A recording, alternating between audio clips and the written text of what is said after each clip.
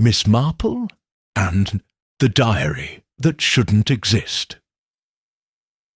Chapter 1. It was the sort of afternoon that made one believe in the goodness of English summers. Sunlight filtering gently through the hedgerows, bees drowsily circling foxgloves, and the smell of fresh scones wafting over the lawn. In the village of St. Mary Mead, where time often tiptoed rather than marched, the annual garden club tea was a tradition older than most marriages. This year it was held in the primrose garden of Mrs. Edith Pendleton, whose roses were as fiercely competitive as her bridge game. Miss Marple, ensconced near the trellised arch of white clematis, sipped her tea with practised discretion. Her blue eyes, faded by years but no less sharp, moved gently from face to face, observing more than anyone realized. One got the sense she was less interested in the roses and more in the tangled roots beneath them. Around her, the conversation bloomed. "I still say the fuchsias were better last year," whispered Mrs. Lydia Post to her friend, dabbing her forehead with a lace handkerchief. "Of course, she'll insist they've come into their own, whatever that means." "Oh, do hush, Lydia," muttered Mr. Godfrey Longbourn, St. Mary Mead's only solicitor, as he reached for another. "Shortbread, you'll set her off again." Mrs. Pendleton, dressed in lavender and pearls, bustled past the table just then. "Everyone, do remember to vote for the best bloom before 3, and mind the peacocks. Edward let them out again, and they're dreadfully fond of cake." Laughter rippled politely. The peacocks indeed were strutting along the hedge like entitled aristocrats, scattering petals and crumbs with imperial disdain. It was all quite lovely, idyllic even, which is why, perhaps, the disturbance was so thoroughly out of place. Commotion began at the far end of the garden, where the tablecloths fluttered and china clinked. A breathless young woman had arrived, Florence Biddle, the niece of Reverend Paul Biddle. She was flushed, her straw hat askew, and her gloved hands clutched a slim, leather-bound book to her chest. "I'm sorry," she gasped, looking around, wildly. I think this belongs to someone here." Heads turned, saucers were lowered, gossip readied itself in silence.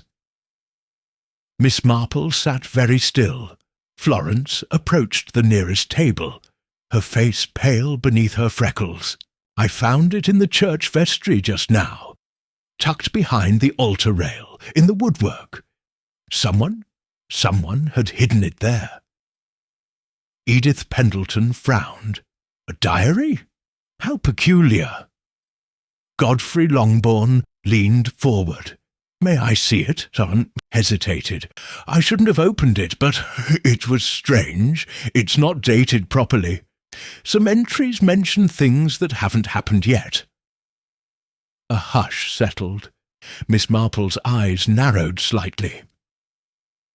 Godfrey took the diary, thumbing through a few pages. His brow furrowed. "Good heavens," he muttered. This can't be right, if this is real." "What is it, Godfrey?" Edith demanded, with a curious edge in her voice. He snapped the diary shut. "I think this should go directly." "To the police." Florence's voice was barely audible. "It mentions a death. Tomorrow." The silence that followed was thick, the sort that pricked at the skin. Miss Marple placed her cup down with quiet care. "Oh dear," she murmured. "That's rather unsettling, isn't it?" Edith chuckled nervously. "Surely it's someone's idea of a prank? Or someone's strange little storybook?" "Perhaps," Miss Marple said softly. but her gaze lingered on the young woman's trembling hands, the way the ink on the diary's corner smudged ever so slightly. Fresh, recent. Whose diary is it? Someone asked. Florence shook her head. There's no name, just initials, E.W. That's not much to go on, said Godfrey. And tomorrow's Friday, the day of the Historical Society's luncheon. Oh, blast, muttered Major Elwood from across the garden. And I'm supposed to give a bloody speech about Victorian drains. A ripple of laughter tried to return. It didn't quite succeed. Miss Marple, still seated beneath the clematis, looked not at the diary or Florence, but at the people around her, who had gone pale, who looked annoyed, who glanced too quickly, who didn't glance at all. The mystery had already begun. No one realized it, but she did. Because for someone here, that diary wasn't fiction. It was a warning, or a plan. Interrogation break. Your turn to answer, investigator. Where are you watching from? Drop your coordinates in the comments. Subscribe. The evidence we reveal next will change the game entirely. Chapter 2. The diary had been taken away, but its shadow lingered like a chill draught through the garden club's cheerful gathering. Conversations resumed, but they were clipped now, cautious, each sentence polished and checked before it left the tongue. Miss Marple remained seated, her knitting untouched on her lap, though her fingers played lightly with the yarn. She was no longer watching the garden's blooms, but the blooming discomfort in its guests. Across the lawn, Florence Biddle sat beside her uncle, Reverend Paul Biddle, who had arrived shortly after the commotion. He was a thin man with kind eyes and a cautious manner, the sort of vicar who preferred gardening sermons to hellfire ones.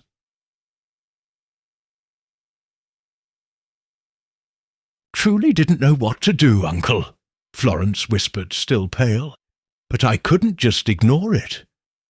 "You did the right thing," Reverend Biddle murmured, "though heaven knows I can't imagine how it ended up in the vestry. That corner hasn't been dusted since the Queen's Jubilee." From a few feet away, Mrs. Pendleton stood speaking to Godfrey Longbourn, though it sounded more like controlled scolding. "Well, I do hope you intend to handle this with discretion," she said sharply. "We can't have people thinking St. Mary Mead is some sort of place where predictions of death are left lying about in churches." Godfrey nodded, non-committal. "Of course, I'll see to it." "And this diary," she added, her eyes darting toward Miss Marple's corner. "I suppose you think it's genuine?" "I don't know what to think yet," Godfrey replied, folding his hands behind his back. "But someone clearly wanted it to be found. Or perhaps wanted it not to be found just yet." Miss Marple's attention pricked at that. A delay, a diary discovered just in time to warn or threaten. Florence hadn't fabricated it. That much was clear to Miss Marple. Her frightened, unpolished reaction was too sincere. But why hide such a diary in the church? And what sort of person wrote down a plan for a murder, then left it half concealed? She rose quietly and made her way across the lawn. "Florence, dear," she said gently, "do sit with me a moment." The girl obeyed at once, grateful for the retreat. Reverend Biddle gave a nod and stayed behind, absorbed in calming an argument between two parishioners. Regarding peacock droppings and their potential blasphemy, they settled at a quiet table beneath the apple tree. "Would you mind telling me precisely how you came across the diary?" Miss Marple asked, her tone kindly but precise. Florence nodded. I'd gone to the vestry to retrieve the communion linen. Mrs. Carter asked me to. While I was folding it, I dropped a napkin near the altar rail. When I bent to pick it up, I noticed something in the corner behind the wood panel. It was tucked where the rail joins the floor. I wouldn't have seen it if not for the sunlight. And the diary was lying there, almost wedged, as if someone had pushed it down between the rail and the floorboards. Miss Marple nodded slowly. And you opened it? Only a few pages, Florence said quickly. It wasn't curiosity. I mean, not really.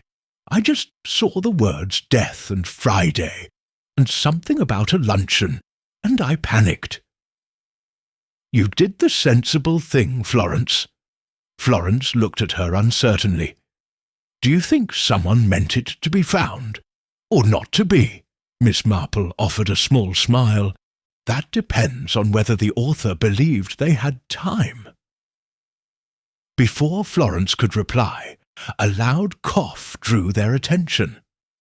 Major Elwood, red-faced and blustery, was marching over with his wife, trailing behind him like a cloud of floral perfume. Say, Miss Marple, he boomed, all this drama over a diary. It's utter nonsense, isn't it? Surely some schoolgirl's prank.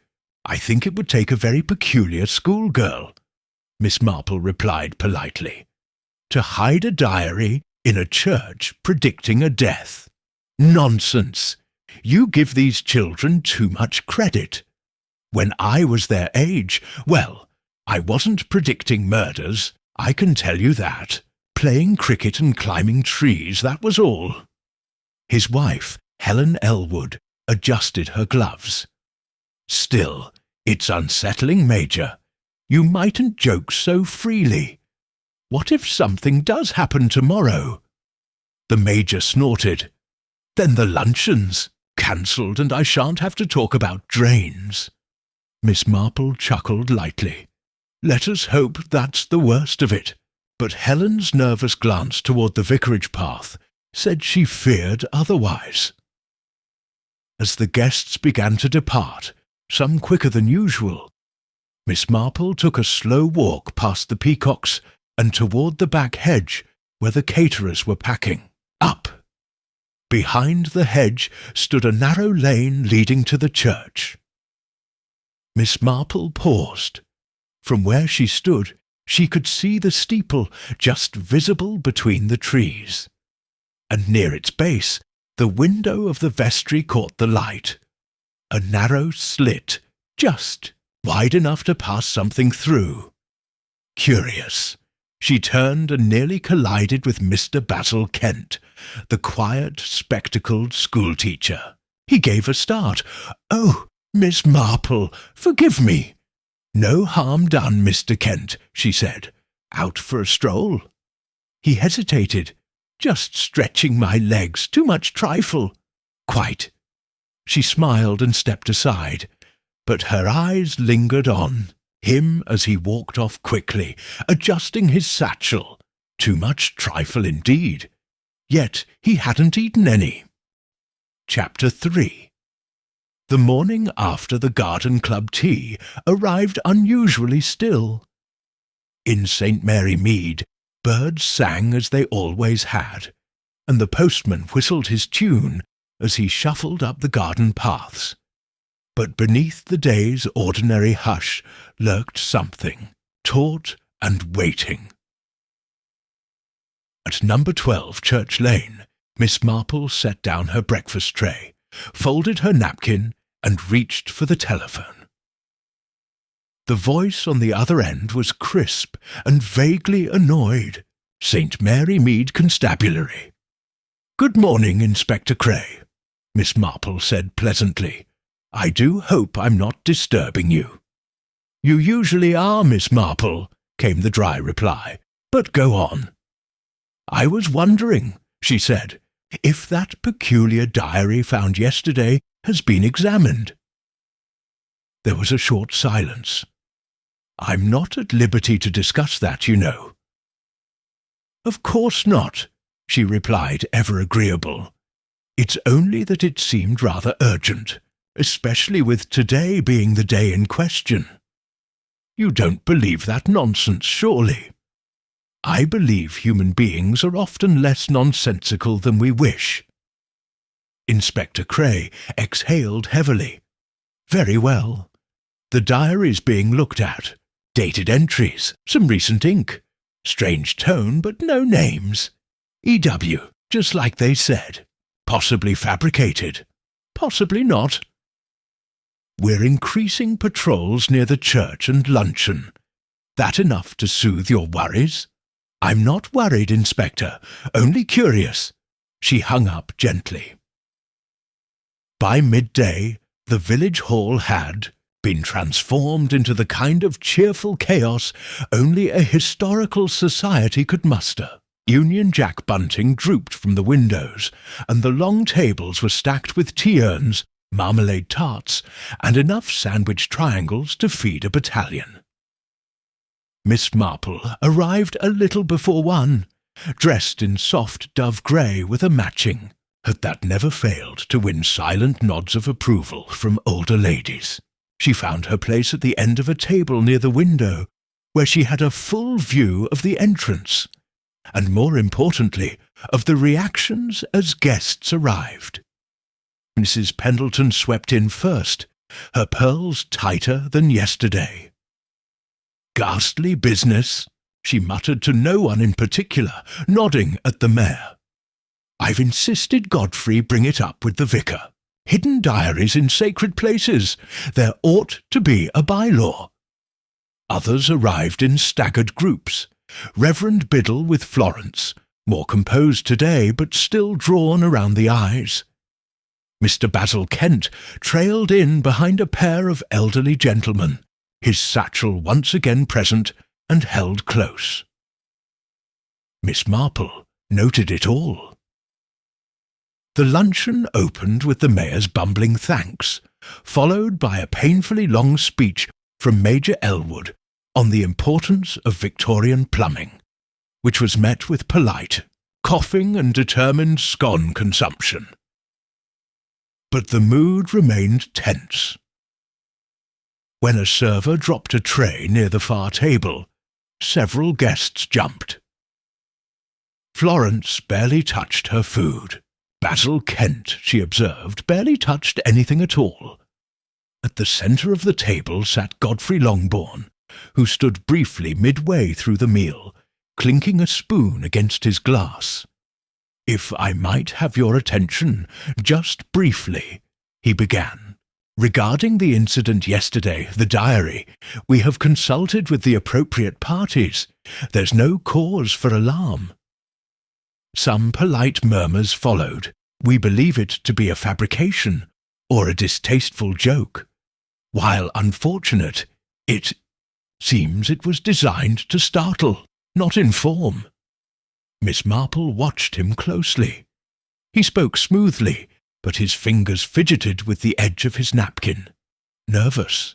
Guilty? Perhaps not of the crime, but something. Florence stood suddenly. "Excuse me?" She left the table quickly, exiting toward the washroom. Miss Marple rose not long after, murmuring something about needing air. Outside, the hall's garden path wound toward the church. Miss Marple didn't follow Florence directly. She took the longer way around. As she reached the rear hedge, she paused. Footsteps ahead. Voices, Florence's, low and trembling. "I don't know what else you want. I already gave it to them." Another voice, male, tight with urgency. "You read it, didn't you? You must have." A pause. "I only read part of it. You shouldn't have touched it. It wasn't meant—" Florence backed into view, pale and clutching her coat. Then who was it meant for? Before Miss Marple could take another step, the door creaked behind her, and the voices ceased. Basil Kent appeared, jaw tight. His gaze met Miss Marple's. He said nothing, simply tipped his hat and walked off. Florence lingered, clearly shaken. "Dear," Miss Marple said softly, stepping forward. "Perhaps a short walk would do you good." Florence hesitated, then nodded. They strolled slowly along the hedgerow, leaves brushing their sleeves. "Basil's worried," Florence murmured. "He says this whole thing's getting out of hand. But he knew about the diary before I found it." "Did he say how?" "No." She hesitated. "Only that it wasn't meant to be seen." Miss Marple nodded faintly. "Do you recall what else was written? In the pages you read?" "A name, I think. It said, E.W. always said the end would come quietly. Friday, before the luncheon begins." Miss Marple stopped walking. "Before," she echoed. "Not during, not after." Florence blinked. "Yes, I thought that was strange. So did I." She turned to look back toward the village hall, now full, bustling, chattering. And just on the far side of the green, smoke had begun to curl into the air. Chapter 4. The first screams came from the far edge of the green, near the cluster of allotment sheds and the vicarage gate. By the time Miss Marple and Florence turned toward them, 2 children were running across the lawn, wide-eyed and shouting, "Fire! Something's burning!" Guests spilled out of the village hall, shielding their eyes from the rising smoke curling above the rooftops. It was thin but black, with an oily edge, no chimney puff, but the sharp smoke of something unnatural. Something wrong. Within moments, Inspector Cray arrived on foot, trailed by Constable Barnes, who was still buttoning his coat. Cray's moustache twitched in irritation as he barked orders, sending Barnes toward the source while he scanned the crowd for anyone who looked more alarmed than surprised. Miss Marple stood quietly near the hedgerow, watching the shift in faces. Florence clung to her arm, whispering, "Where's it coming from?" Miss Marple's eyes narrowed slightly. "From the old reading room, I should think." The small, seldom-used building stood adjacent to the vicarage garden, a relic from the days when the village had dreamed of becoming a cultural hub. Now it mostly housed forgotten hymnals and stacks of unwanted council pamphlets. When the flames were doused half an hour later, what was left of the reading room was little more than charred timber and blackened stone. No injuries, no one inside, just the stench of singed paper and something acrid Miss Marple couldn't quite place. Inspector Cray found her standing near the ashes, arms neatly folded. "You're not going to say you predicted this too, are you?" "Oh, no," she replied mildly. "Only that someone else did, in a diary." Cray's glare softened slightly, though his tone remained brisk. "If you're here to speculate, Miss Marple, I suggest you do it somewhere less flammable." "Do wonder," she said, glancing at the smouldering ruin, "why one would burn such a quiet, empty building on the day a diary predicted death, especially when the death didn't happen, unless the fire was meant to replace it." Cray sighed. "There's no body." "Just as well," she murmured. "But the diary did mention Friday, before the luncheon begins." Perhaps someone intended something and lost their nerve. "Or changed targets," Cray muttered. Miss Marple looked up at that. "Changed," Cray motioned for her to follow. They walked a short distance from the site where Constable Barnes was taking statements. "Miss Marple," Cray said quietly, This morning, before the luncheon, someone reported a break-in at the schoolhouse. Nothing taken. Just papers disturbed, drawers open, and ink. Spilled! Curious, she said. More curious still, Basil Kent didn't report it. The cleaner did. Miss Marple was quiet for a moment. Did Basil arrive late today?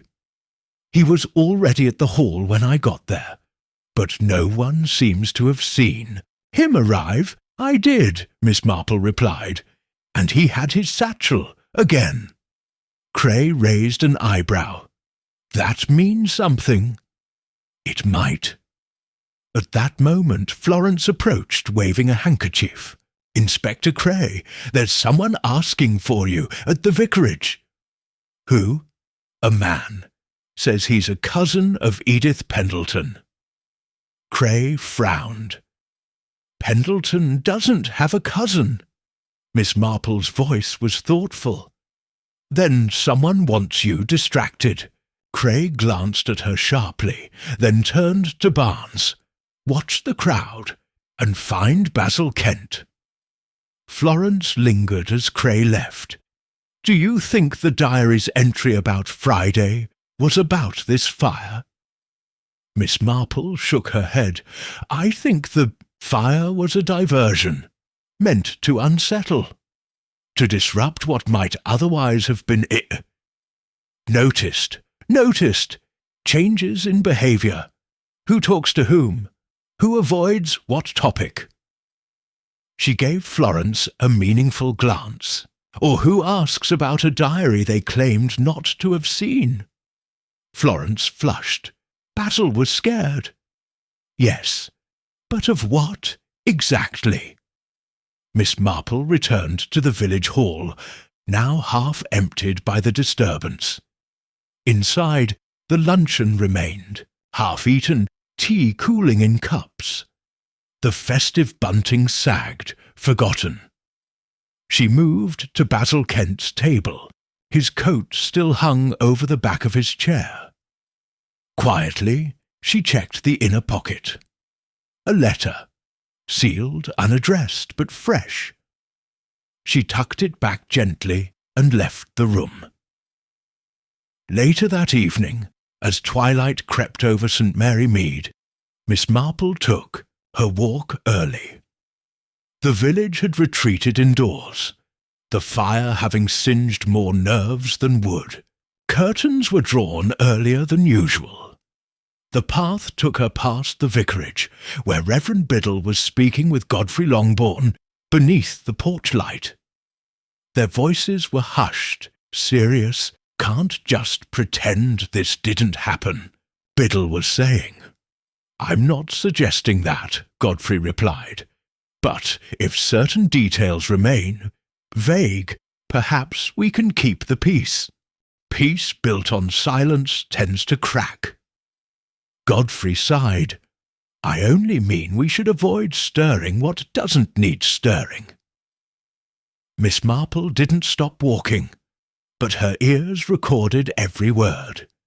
She continued on to the church. It stood still beneath the moonlight, quiet and watching. She stepped into the vestry. It smelled of dust and lavender polish. She moved to the rail where Florence had found the diary. The floorboards were clean now. No trace of the diary. No scuff, no mark. But something caught her eye. Faint at the base of the wainscoting. Ink, just a smear.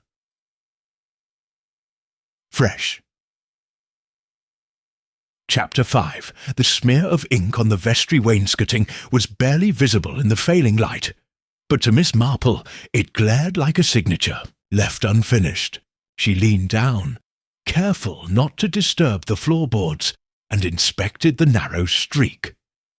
It hadn't bled into the wood as old ink might. It hadn't faded. It had been placed, or more likely smeared, within the past day. She straightened slowly. Someone had been back, not to retrieve the diary.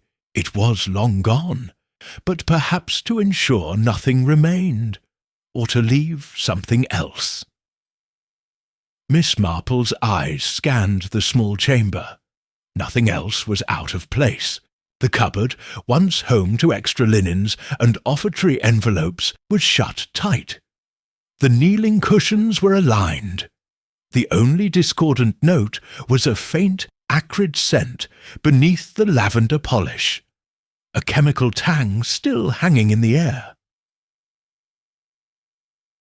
Dish residue, yes, but something more. She left quietly, footsteps soft against the stone. Outside, the night had deepened. A few windows still burned golden, but the village had mostly gone to bed. The fire had cast a long shadow, and fear was now seeping into places where gossip usually reigned. The next morning brought no new diary entries, no deaths, no second fires, but it brought the return of Basil Kent. He arrived at the schoolhouse before dawn, seen by the milkman unlocking the gate. By 8, the front windows were opened for the first time in days, and a fresh pot of tea steamed on his desk. Miss Marple, walking by precisely at 8:30, knocked gently on the schoolhouse door. He answered quickly, almost too quickly. "Miss Marple," he said, masking surprise. "To what do I owe—" "Oh, I do hope I'm not disturbing anything," she said sweetly. "I was passing by and saw the light. A rare sight this early. I had some tidying to do, and correcting." "Of course." She stepped inside without waiting. The schoolroom still held the scent of chalk and damp wood. On the desk sat a red pen, an open register, and perhaps a touch too conveniently, a row of neatly stacked books. "I did so admire your talk on Roman engineering last spring," she said, settling into a pupil's desk. "Your diagrams were quite convincing." "Thank you," he said cautiously. "And your satchel, so practical. I've seen you carry it to nearly every event. It holds my lesson notes, even to the garden club tea." A pause. He smiled thinly. "You never know when someone will ask about aqueducts." Miss Marple nodded, seemingly content. She glanced at the chalkboard. Clean. A little too clean. "Mr. Kent," she said gently, "do you know the name Edith Weatherby?" He froze. A flicker. Just a moment, but the hesitation was unmistakable. "I don't think so," he replied. "I wonder." The initials in the diary were E.W. He looked away. "A coincidence, perhaps, but she used to live in this village, taught here before you did, very involved with the Historical Society. Died 5 years ago, quietly. Heart condition, they said." He said nothing. Miss Marple rose slowly. "Funny how people leave behind more than they realize. Letters, notes, habits in handwriting." He swallowed. "Is there something you're suggesting, Miss Marple?" "Only that it's difficult to impersonate someone fully. The ink may be theirs, the tone perhaps, but intention is harder to forge." She moved toward the door. "You may find," she added softly, "that hiding a thing twice only draws more eyes to it." Then she left him standing in the schoolroom with the red pen still in his hand. By mid-afternoon, Reverend Biddle had posted a notice on the church door, cancelling all non-essential gatherings until such time as calm and clarity returned to our village. It was phrased delicately, but the message was clear. Something was wrong, and no one wanted to admit just how much. Miss Marple returned home and waited. It was not long before someone knocked. Godfrey Longbourn, rumpled and visibly tired, stood on her front step with his hat in hand. "I've come to ask your opinion," he said, "though heaven help me, I don't know why." "Tea?" she offered. He hesitated, then nodded. Moments later, seated in her sitting room with a cup that never failed to soothe, he began. "Florence came to me this morning. Said she remembered something. The diary's handwriting. It matched a note she once received. A thank you card from a Mrs. Weatherby before she passed. How kind of her to recall. She's frightened. Thinks someone's using the name to, what, Miss Marple? Haunt us, threaten us." Miss Marple stirred her tea. "Tell me, Mr. Longbourn, was Mrs. Weatherby involved in something delicate before she died?" He stiffened slightly. "She had opinions, particularly about some plans the parish council were making. She believed someone was misappropriating funds for a restoration that never happened. Made noise about it. And she passed before she could make it public. Heart attack. Sudden. Convenient," Miss Marple said softly. Longbourn looked away. "And now," she added, "a diary appears, written in her style, using her initials, referencing things yet to happen. And you're hoping it's all an elaborate prank." Didn't answer. Miss Marple placed her cup down. "I don't believe in ghosts, Mr. Longbourn, but I do believe the dead leave traces. And someone in St. Mary Mead is trying very hard to bury one." Chapter 6. The next morning brought with it a sky heavy with rain clouds, the kind that threatened a downpour but refused to deliver. A tension hung in the air, one the villagers felt but could not name. In the small parlour of Miss Marple's cottage, the morning paper had sat untouched. She was deep in thought, her fingers absently winding and unwinding the edge of her shawl. Mrs. Edith Pendleton's name kept rising to the surface like a leaf that refused to sink. She had dismissed the diary quickly, too quickly. She had known the initials, or at least suspected their connection. Her insistence on silence, on smoothing things over, didn't feel like mere social fussiness. It felt like fear.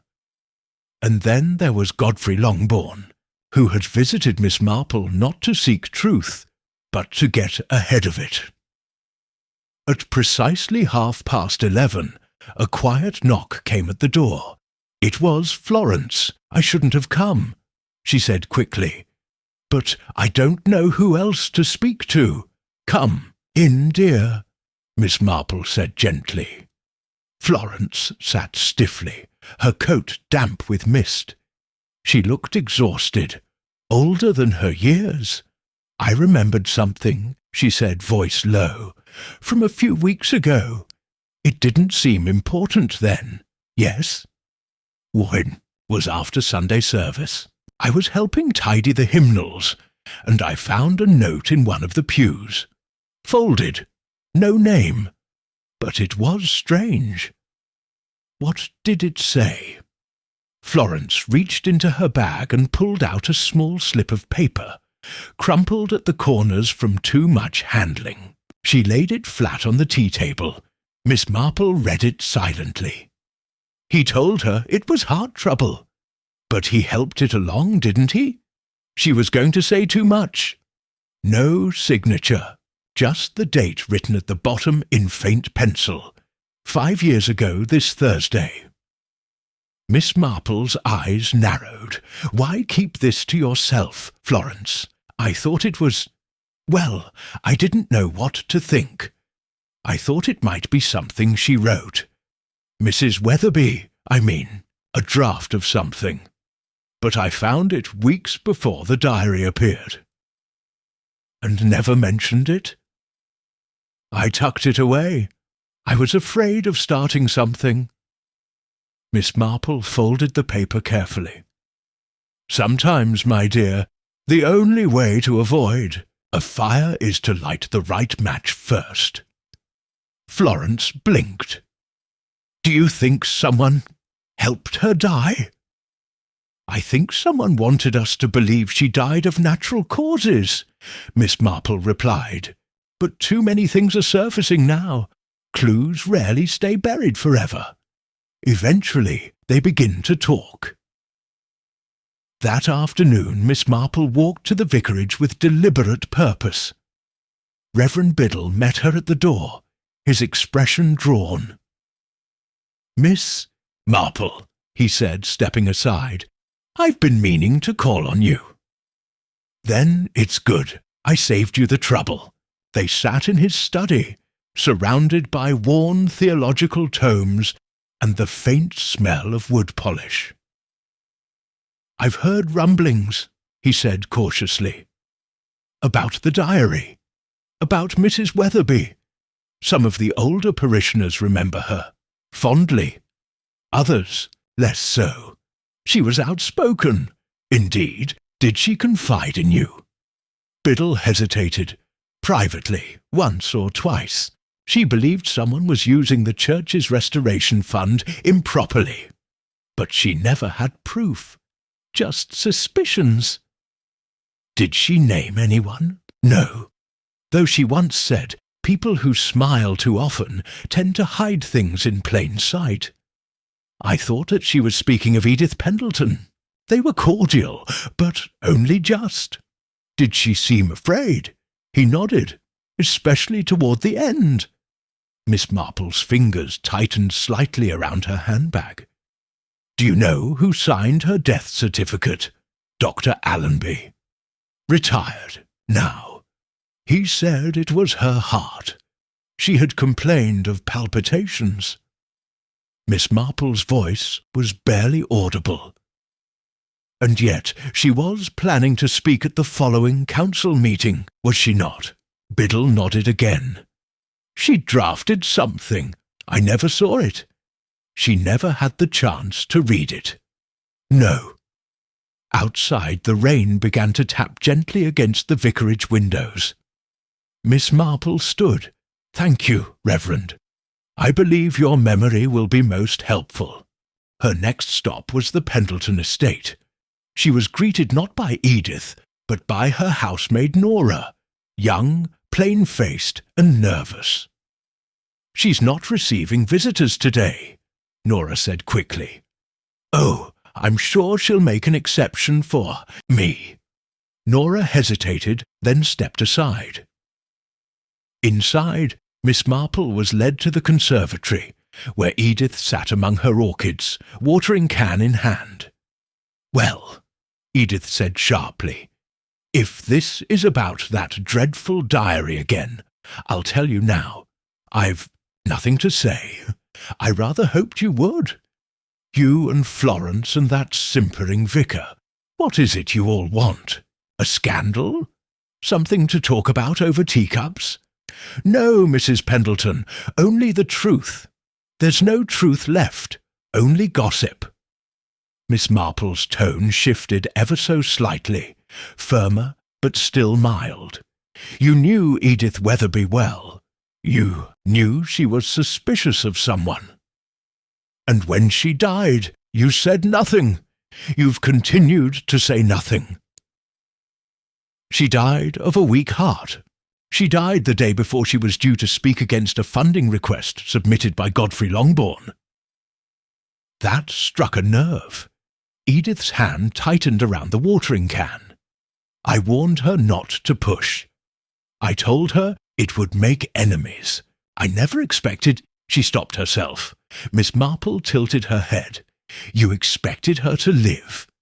Edith's expression was tight, controlled. "Do you know what it's like to survive in a village like this, Miss Marple? Everyone watching, everyone knowing your affairs before you do. You learn to keep quiet, even when it aches not to." Miss Marple studied her for a moment. "You were protecting someone?" Edith didn't answer. but she didn't deny it either. Chapter 7. The rain had turned to a steady drizzle by evening, varnishing St. Mary Mead's narrow streets with a dull sheen. Miss Marple, shawl drawn close, returned from the Pendleton estate with her thoughts tightly stitched into silence. She no longer questioned whether Edith Weatherby had been silenced, only by whom, and how far others had gone to keep it that way. Third night, as she turned down her lamp, she recalled something Reverend Biddle had said earlier, that Edith Weatherby had been preparing to speak at a parish meeting. She had drafted a statement, a piece of paper somewhere that might contain her suspicions. A voice from the grave waiting, and Miss Marple knew precisely where to look. The next morning she returned to the church, not to the vestry, but to the adjacent reading-room ruins, where the fire had charred the back corner but left one wall intact. A locked glass-fronted bookshelf had survived, its frame blackened but intact. Inside, among the singed bindings, she found it, Modern Church Reform, essays and sermons, a dry anthology few in the village would ever touch. But its spine had warped, oddly. She tugged it free and flipped it open. Hollowed inside, carefully cut, was a folded piece of parchment, slightly curled from heat, unsigned, but unmistakably written in Edith Weatherby's firm hand. Miss Marple unfolded it with reverence. Anything happens to me, know this: the funds meant for the south wall's repair were funneled elsewhere. I was threatened, softly, with smiles and tea and promises of reputation. But I was also warned more bluntly. People who meddle often forget to breathe. I fear I may not get the chance to speak aloud what I've discovered, but I have written it here, should it ever matter. Miss Marple folded the paper and placed it in her handbag, her fingers tightening around the clasp. It mattered now. At midday she visited Inspector Cray, who was already frowning before she'd said a word. "I know that look," he muttered. "That's your I've got a smoking gun face." "I wouldn't say gun," Miss Marple replied, "but it does smoke a little." She handed him the note. Cray read it in silence, then read it again more slowly. "You're telling me this was hidden inside a burned book. I'm suggesting someone tried to destroy it, but their fire didn't reach far enough." He leaned back in his chair, exhaling. Weatherby was silenced. "Yes. And the diary? I suspect it was written recently, by someone trying to draw attention to a long-buried truth. Perhaps guilt or fear of exposure, or a second threat unfolding." Cray frowned. "You think the diary wasn't a warning of a future crime, but a confession of a past one?" "Exactly," he rubbed his temples. "And you're tying this to Longbourn?"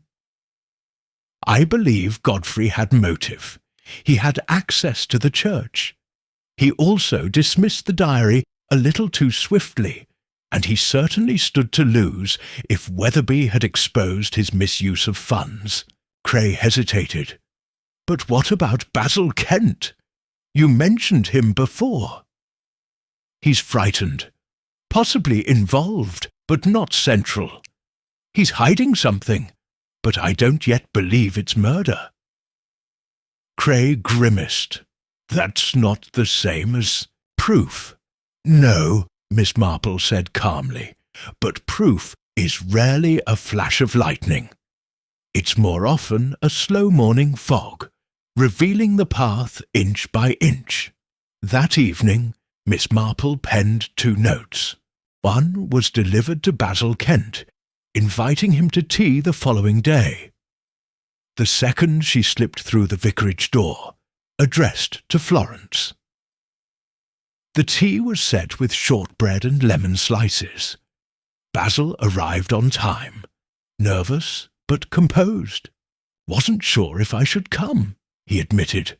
"I'm glad you did," Miss Marple said. "You may find that speaking truthfully lightens a heavier burden than silence ever can." He looked down. "I didn't hurt anyone, Miss Marple. I swear, I believe you. I found the diary weeks ago, hidden beneath the schoolroom floorboards. It wasn't old. It smelled of fresh ink. But the entries, they frightened me. It was as if someone was writing about things that had happened as if they were going to happen." "So you placed it in the church. I didn't know what else to do. I didn't want to destroy it, but I didn't want to be found with it either. I thought someone else, someone smarter, would understand." "You didn't write it?" "No. But I recognized the handwriting."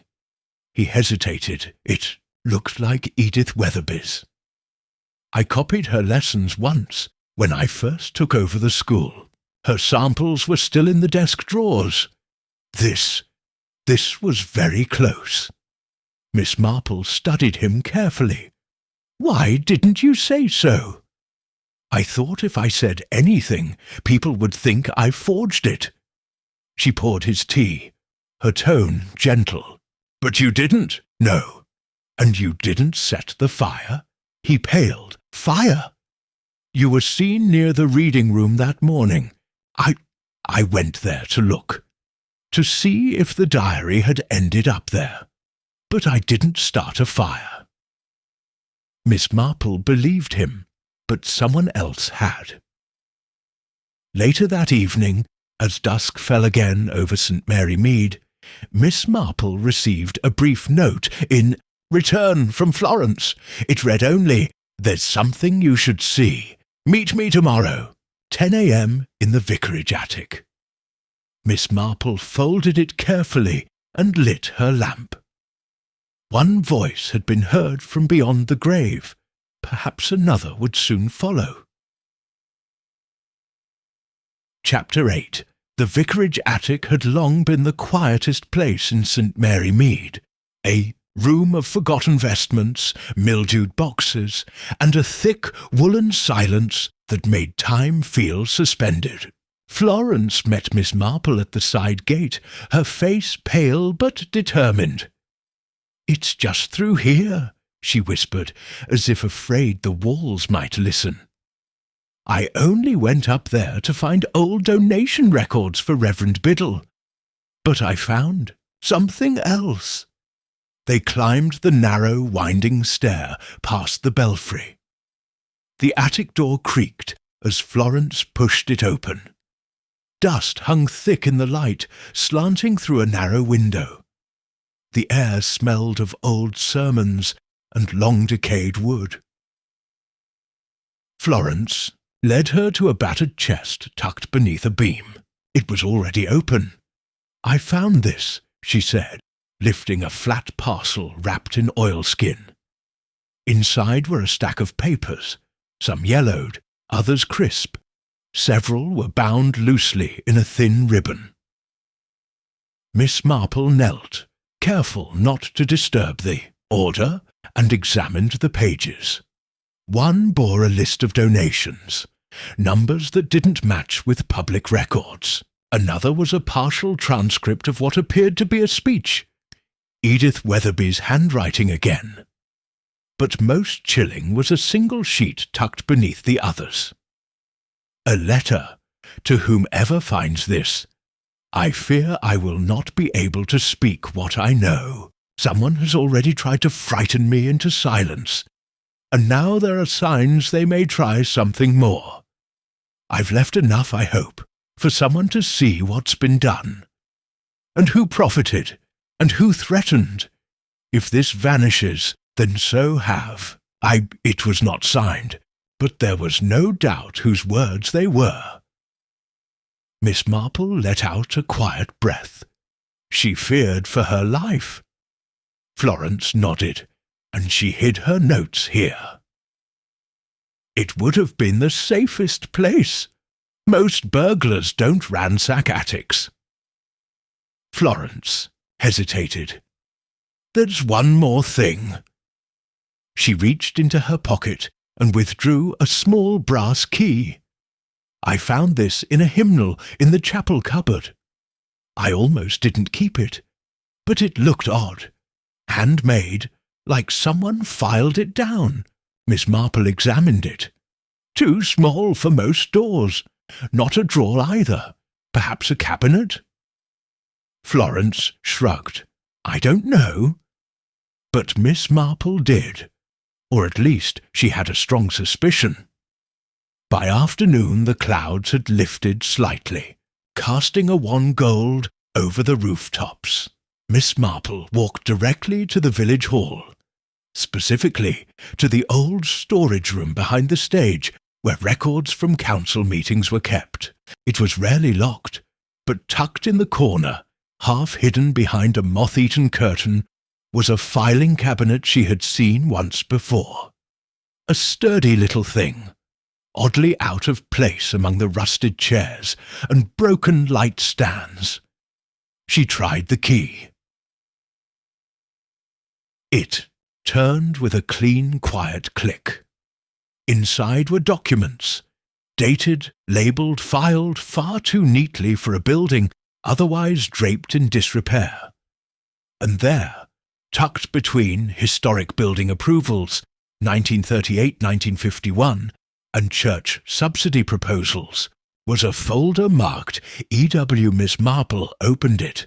Inside were typed statements, old letters with annotated margins, ledgers, and, most damning, a notarized receipt bearing Godfrey Longbourne's signature, authorizing a transfer of funds for repairs that had never taken place.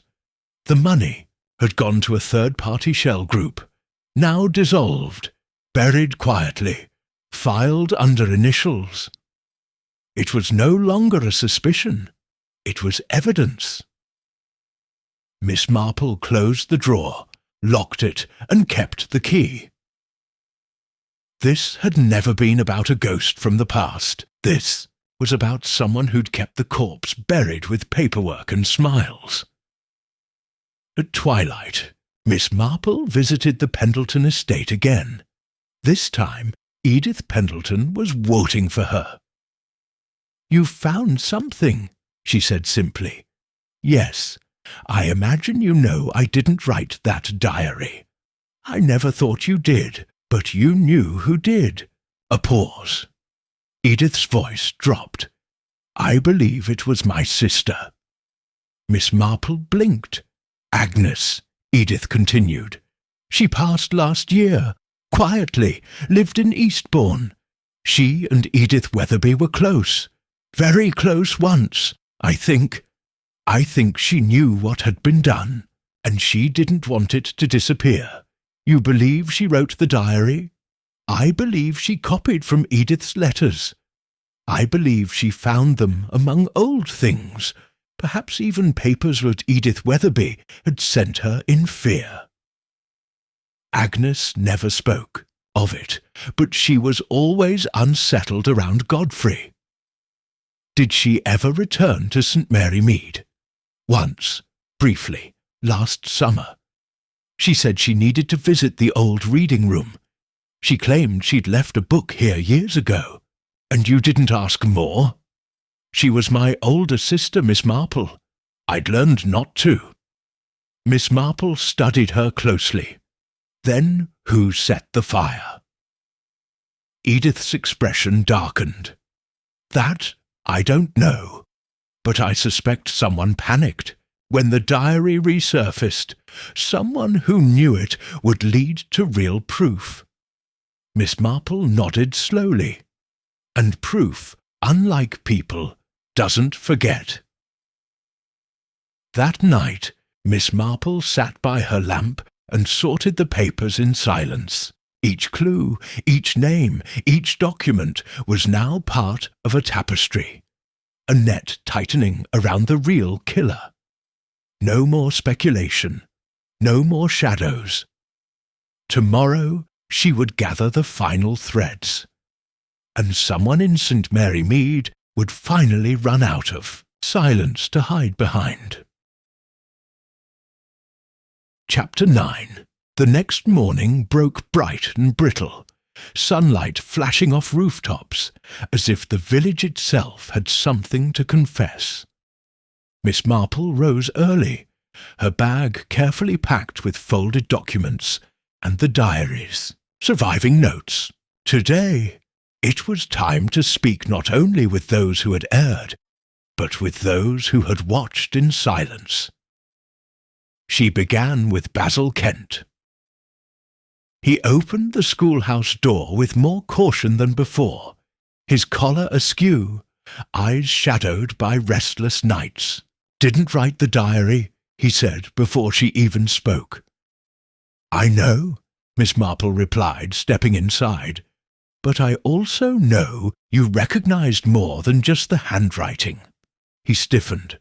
"What do you mean?" "I mean, Mr. Kent, that it's time to admit how much you knew of Edith Weatherby's suspicions. Long before any diary appeared." He swallowed. "She came to me once, not long before she died." Miss Marple nodded slowly. "She trusted you."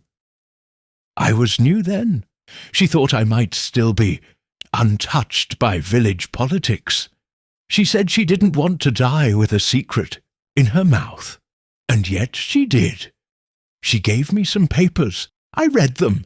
Then I panicked. I burned most of them." He looked down. "But I kept one. I didn't even understand why at the time. Maybe guilt, maybe fear." "Was it a letter?" He hesitated, then opened a drawer and handed her a single page, typed, dated. Godfrey approved the transfer. He said, "No one would notice. I said someone always does. I think I've made a mistake trusting him."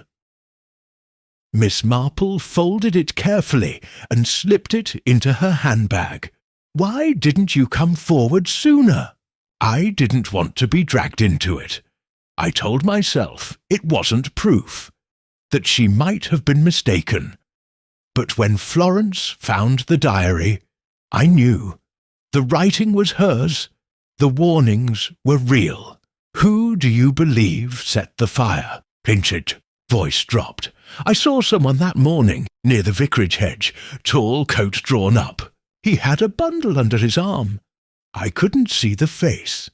Why didn't you tell Cray?" "I thought it might have been Florence." Miss Marple blinked. "Why?" She looked scared. "I thought maybe she found something else. Something she shouldn't have, and wanted it gone." Miss Marple's expression didn't change, but inside her thoughts moved swiftly. Fear could cloud judgment. But now Basil had confirmed two important things. The warnings were real, and someone had been seen carrying a bundle toward the fire just after the diary had resurfaced. She left the schoolhouse and went directly to the vicarage, where Reverend Biddle was pacing the garden with a nervous energy that didn't suit his usual calm. "You've spoken to Basil," he said, not unkindly. Miss Marple inclined her head. "I have. He told me something too, something that makes this more complicated. Yes, Florence." Miss Marple waited. "She told me yesterday that she remembered seeing Godfrey in the vestry, late, the night before the diary was discovered." "Did she say what he was doing?" "She only saw his coat as he left. She didn't say anything then. But now she believes he was placing the diary there." Miss Marple was quiet. That would explain why Godfrey had so quickly retrieved it from Florence. Why he'd insisted it was nothing. Why he hadn't looked surprised when told what it contained. because he already knew. But why? Biddle asked helplessly. If he wanted to bury it, why put it where it could be found? Miss Marple turned to the vicar. Because perhaps, Reverend, Godfrey wasn't trying to bury it. Biddle frowned. Then what was he doing? Controlling it. She turned to go. I believe, she added, that your niece may have been manipulated into thinking she was the one who brought it into light, when in fact she only carried out the final step of someone else's plan. That afternoon, the village held its breath. Florence stayed home, pale and still shaken. Basil kept to the schoolhouse. Edith Pendleton did not emerge from her estate, and Godfrey Longbourn, who usually enjoyed a daily stroll through the square, was nowhere to be seen. But Miss Marple knew where to find him. She arrived at the solicitor's office just before closing. The clerk had already gone. Only Godfrey remained seated behind his large mahogany desk, eyes drawn. He did not rise when she entered. Miss Marple, he said, I suppose it's come to this. I'm afraid so. He leaned back, sighing. I never meant for her to die. That's what most people say, Mr. Longbourn, especially when they've spent years hiding the fact. He chuckled bitterly. She was clever, too clever. Edith Weatherby never let go of anything. Not an idea, not a grudge, not a letter. And you forged the diary to redirect attention. He blinked. I beg your pardon? I believe you copied her voice, perhaps from old letters, so that when the time came, you could control the story. Florence would find it. The village would whisper, but the names would remain absent, except the initials, just enough to mislead. He said nothing. But you made a mistake, she added. You didn't count on what else would survive. A hidden letter, a hollow book, a key in a hymnal, a schoolteacher who saved one damning page. He looked away. You can't prove I harmed her. No, she said gently. But I can prove you robbed her, that you tried to burn her words, that you signed documents authorizing fraudulent transfers, and that you've lied about your involvement from the very beginning. Still, he said nothing. Miss Marple stood. The truth always finds its way, Mr. Longbourn, even when buried beneath ink and ashes. Chapter 10. Miss Marple left the solicitor's office with a quiet sense of gravity, not triumph. Godfrey Longbourn had said little, but his silence had offered more than he realized. She had seen it many times before, when people were no longer defending innocence, only bargaining with guilt. Still, guilt was not a confession, and Miss Marple was not yet satisfied. She needed him to say it, or to do something only the guilty would. That evening, she invited a small group for tea at her cottage. Nothing formal, just a gathering, as she put it, to soothe frayed village nerves. Her guests were carefully chosen. Florence Biddle, Basil Kent, Reverend Biddle, and, after a slight hesitation, Godfrey Longbourn. All of them had been touched by the diary in different ways. All of them had something left to reveal. The parlour was warm, and the tea was lemon-scented. Miss Marple kept the conversation light at first. Village matters, garden pests, the endless question of whether the women's circle should permit male guests at the spring fair. But as the second round of tea was poured, her tone shifted subtly. Curious, she said, stirring gently, how long certain truths can lie dormant. hidden in attics, filed in forgotten drawers, or slipped into books. Godfrey shifted slightly. Florence stared into her teacup. Basil glanced toward the fire, where a letter lay unopened on the hearth table. Miss Marple continued. Even more curious, I think, is how the same person might be mentioned in very different voices. Admired in one letter, feared in another. She turned to Godfrey. Did you know Edith Weatherby left drafts of her speech in more than one place? He met her gaze. No, I didn't. Miss Marple tilted her head. So the fire at the reading room, was that merely coincidence? Florence's eyes widened. Godfrey offered a tight smile. Surely you're not suggesting I set a fire, Miss Marple. I suggest nothing, she said lightly. I only observe. Like how someone who feared exposure might wish to control the timing of what's found, and by whom. She rose and picked up the letter from the hearth table. I've received this anonymously, she lied. It claims Edith Weatherby had written a final secret confession, one naming the person who threatened her. Everyone sat perfectly still. Miss Marple didn't open the envelope. She didn't need to. Instead, she folded her hands.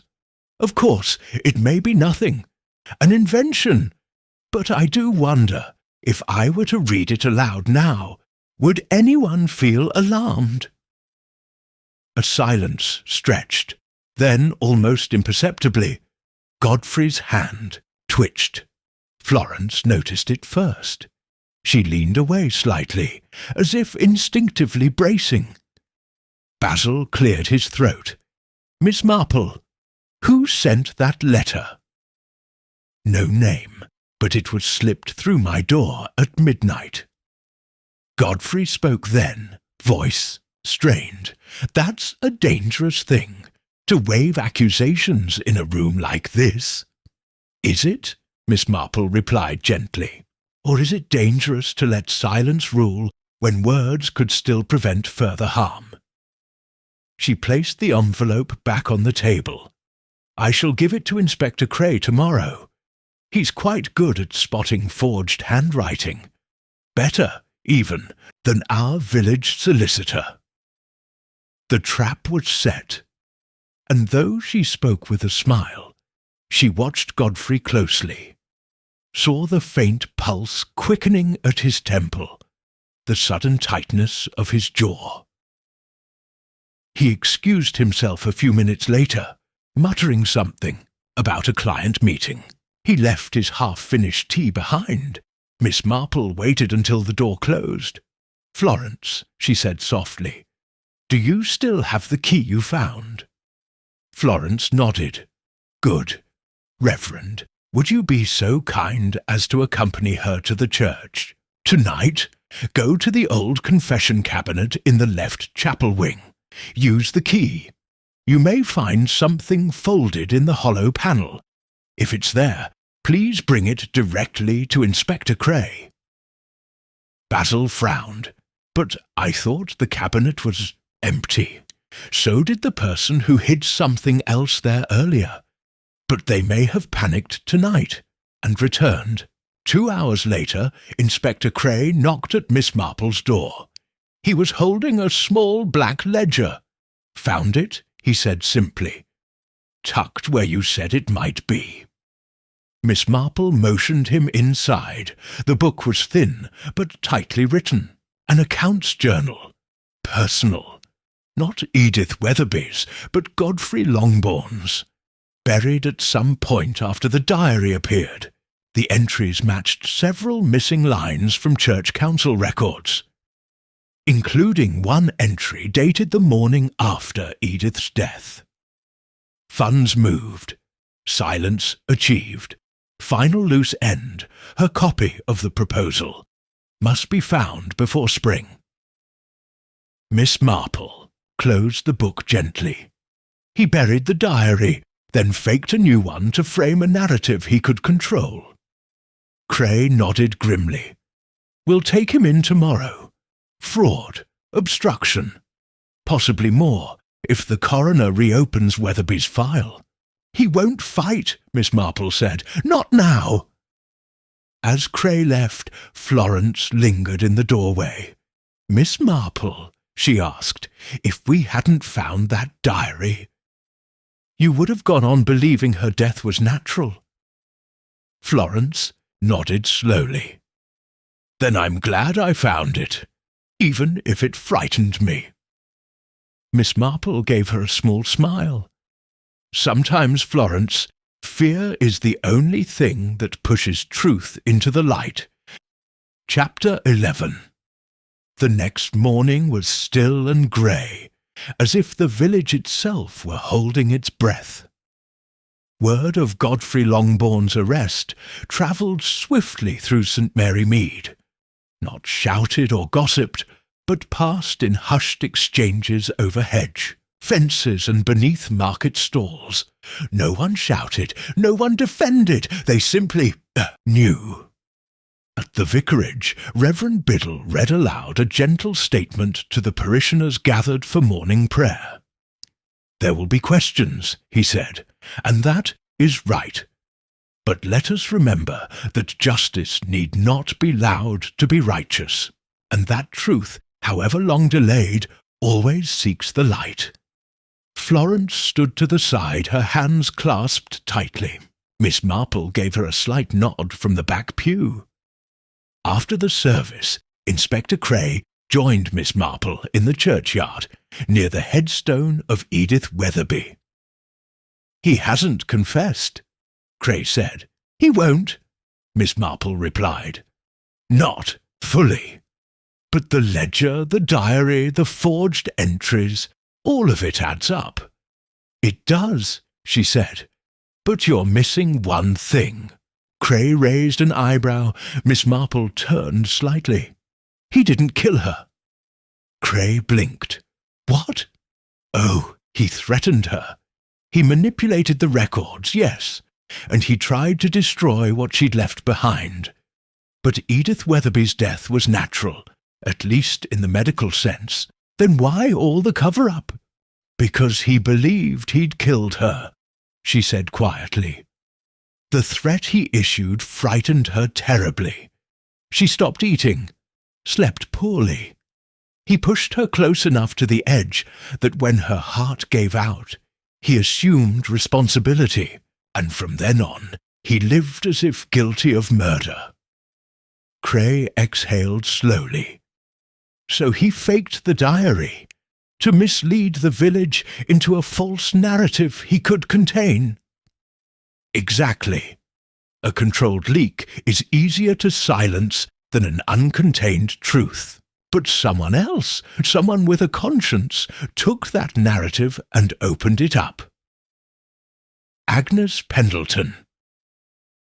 She began it, yes, and after her death, the threads were picked up by others.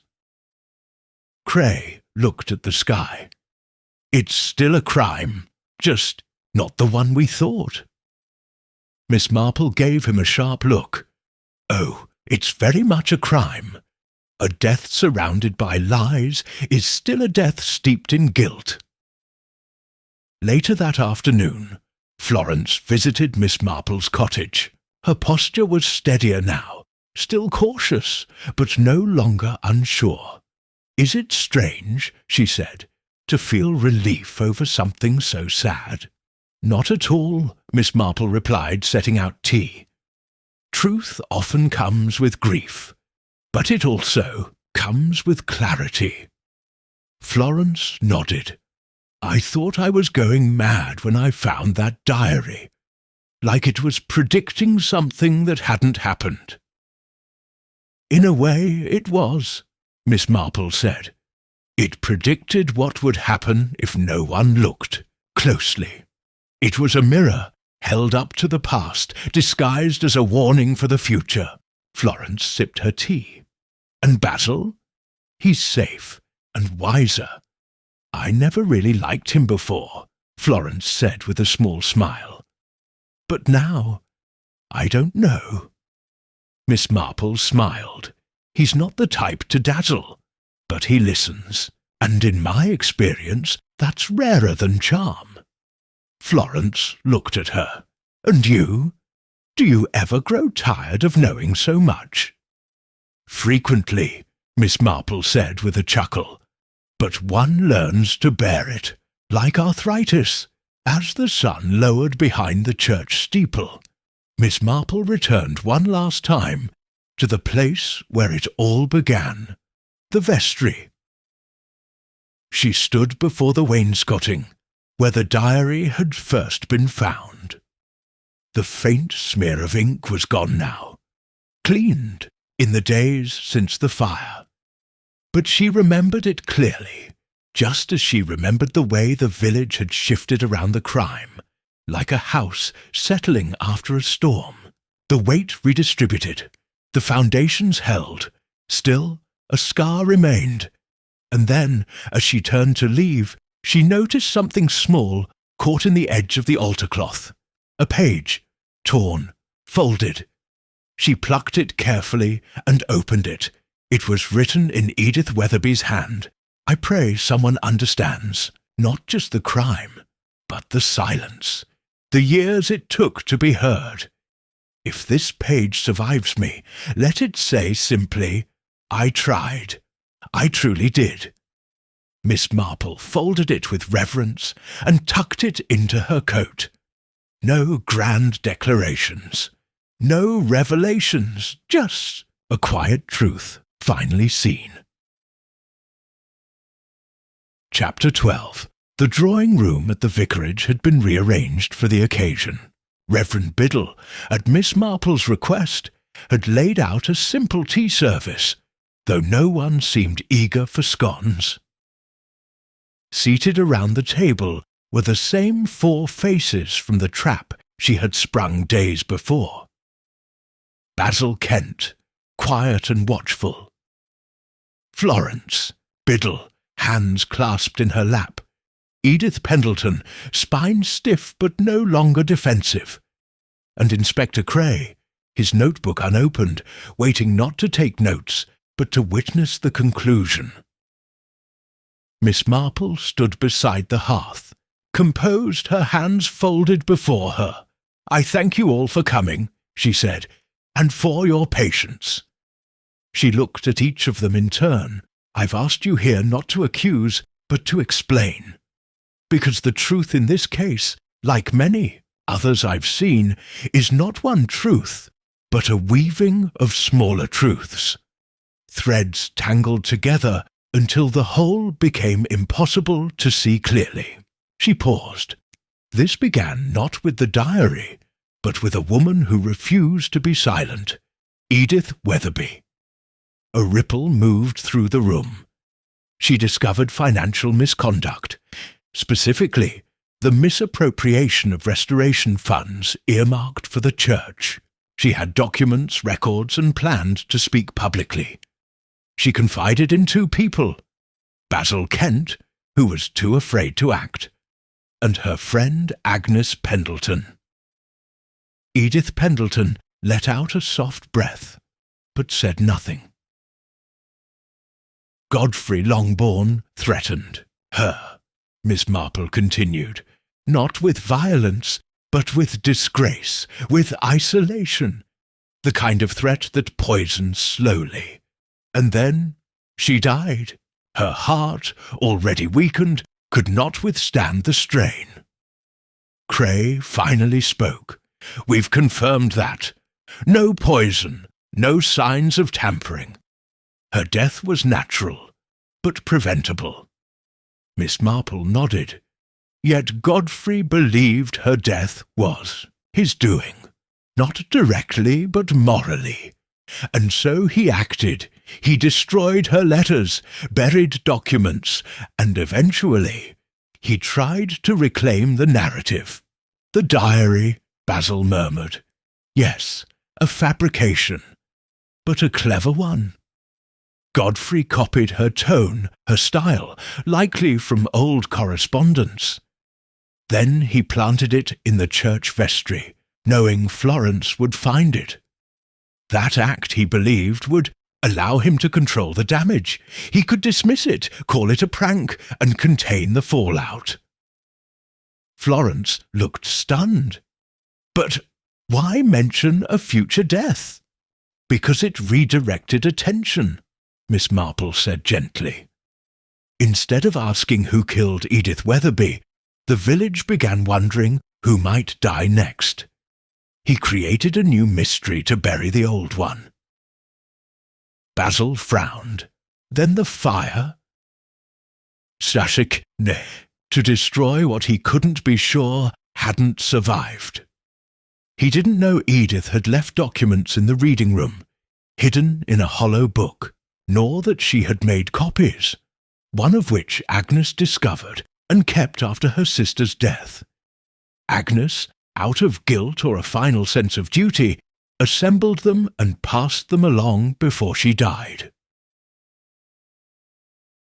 Miss Marple looked to Edith Pendleton now. And you, Mrs. Pendleton, knew pieces.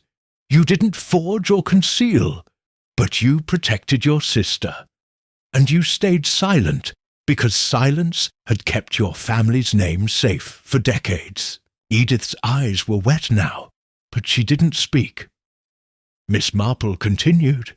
Basil, for his part, found the diary after it had been misplaced, likely dropped or discarded by Godfrey in a moment of doubt. Basil feared being implicated, so he hid it in the church, hoping someone else would find it. And Florence, well, Florence stumbled into the centre of it all by being exactly what Godfrey needed, credible, innocent, and easily convinced that the threat was real. Florence flushed, but Miss Marple offered her a kind smile. You may have been misled, Florence, but in the end you did exactly what Edith hoped someone would do. You took her voice seriously. Inspector Cray leaned back slightly. And the forged ledger? Godfrey's real signature, Miss Marple confirmed. An error born from habit. He didn't expect it to resurface. He believed the filing cabinet hidden and unimportant, but he should have known that nothing stays buried forever in a village like this. There was silence. Not stunned, not scandalized, just stillness, acceptance. Miss Marple gave a final nod. Justice is not always dramatic.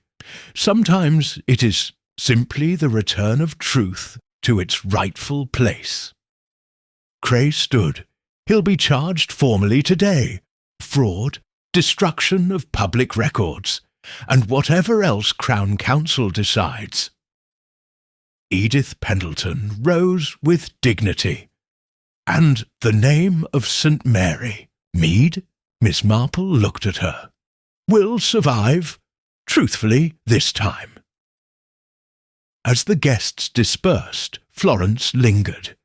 Do you think Edith Weatherby knew this would all come to light? Miss Marple smiled faintly. I think she hoped.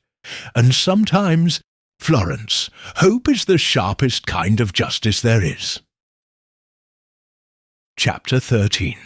A week later, St. Mary Mead had resumed its rhythm, but not quite its innocence. The village green remained quiet. The usual idle chatter in the post office had softened, and at the vicarage, Reverend Biddle's sermons carried a weight not present before. Justice had arrived, yes, but it had arrived quietly, without spectacle. Godfrey, Longbourn, had been taken to London under formal charge. There would be no dramatic trial in St. Mary Mead, no reporters with notebooks crowding the lanes. His fate would unfold somewhere far from the village he had once so confidently controlled. But the damage he had done, through deceit, silence, and manipulation, would not be so easily relocated. At Miss Marple's cottage, the fire was crackling, low, a kettle warming over its steady hiss. Florence Biddle arrived carrying a brown envelope. "It came this morning," she said, "from the Home Office, addressed to you." Miss Marple opened it slowly. Inside was a typed statement, an official document, confidential. Internal file case 73927 subject, Edith Weatherby, cause of death. After review of submitted documents and handwriting, samples, see attached, we confirm that the ledger, forged diary, and multiple annotations were not authored by the deceased. However, samples recovered from multiple hidden sources were verified against letters in our records, and a positive match was confirmed. Cause of death remains natural, cardiac failure, but context surrounding emotional and psychological duress deemed sufficient for ongoing criminal inquiry related to inducement of distress and posthumous obstruction. Miss Marple folded the document neatly and returned it to the envelope. "It's what we expected," she said gently. Florence nodded. Still, to see it confirmed, it makes it real. Miss Marple looked at her, eyes soft. "Some truths require paper. Others, they simply live in how we choose to remember." They sat in silence a moment. Outside, the church bell rang noon. Florence rose. "I think I might stay on in St. Mary Mead," she said with quiet certainty. "For a while. Help with the archives. Properly, I mean." Miss Marple smiled. A fitting way to honour someone who wanted her words to matter. Florence left soon after, coat drawn around her shoulders, chin lifted higher than it had been in weeks. Miss Marple returned to her chair and picked up a folded piece of stationery. One of Edith Weatherby's final notes, the one retrieved from the altar cloth. She read it again. "I tried. I truly did. It was not grand. It was not conclusive. But it had been enough." 3 days later, a new plaque was placed in the church's reading room, restored modestly after the fire. It read, "In memory of Edith Weatherby, a voice for truth, a keeper of records, a friend to the future." It had been suggested by Florence, approved by Reverend Biddle, and paid for anonymously by Basil Kent. Few commented aloud on the choice of words, but those who had been close to the storm felt them deeply. Miss Marple did not attend the quiet unveiling. She had no need to. She had seen enough memorials in her time to know that the truest ones were not made of bronze or marble, but of consequence. That Sunday, Miss Marple sat on her garden bench with a letter in her lap, newly arrived from Eastbourne. It had been redirected through 2 forwarding addresses marked as "Found among personal effects." It was addressed in a slanted, feminine hand. "Miss Marple, St. Mary Mead, to be sent if anything happens to me." The handwriting belonged to Agnes Pendleton. Miss Marple opened it slowly. "Dear Miss Marple, you do not know me personally, though I've heard your name more than once. My sister Edith speaks of you with admiration, though she would never admit it aloud. I am writing not for myself, but for someone we both care about, Edith Weatherby." She was frightened. They made her feel mad for noticing, mad for caring. And then they made her disappear in plain sight. If this letter has found you, it means I was too late to speak aloud what needed to be said. But you, perhaps you still can. Some truths outlive us. Please let this be one of them. AP Miss Marple refolded the letter and tucked it inside her diary. Not the kind filled with predictions or manipulations, but one of quiet observations and garden notes. She closed the cover and exhaled softly. It was done. The diary that shouldn't have existed had not predicted a death. It had revived one. And this time the village had listened.